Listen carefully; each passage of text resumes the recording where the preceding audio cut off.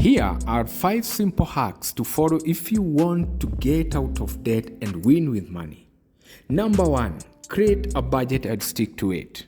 The first step to take control of your financial situation is to understand exactly where your money is going.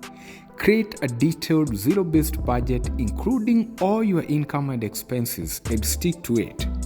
Number 2, use the Debt Snowball Method.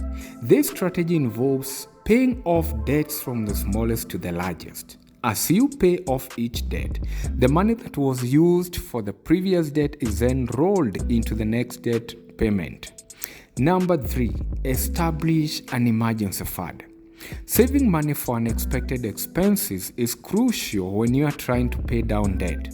Without a safety net, you might resort to taking on more debt when an emergency arises. Number 4, cut down on discretionary expenses.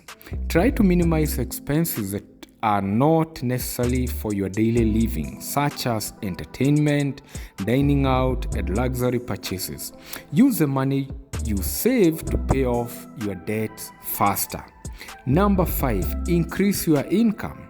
Look for ways to earn extra money, such as taking on a part-time job, selling an used item, or starting a side business. The extra income can help you pay your debts faster.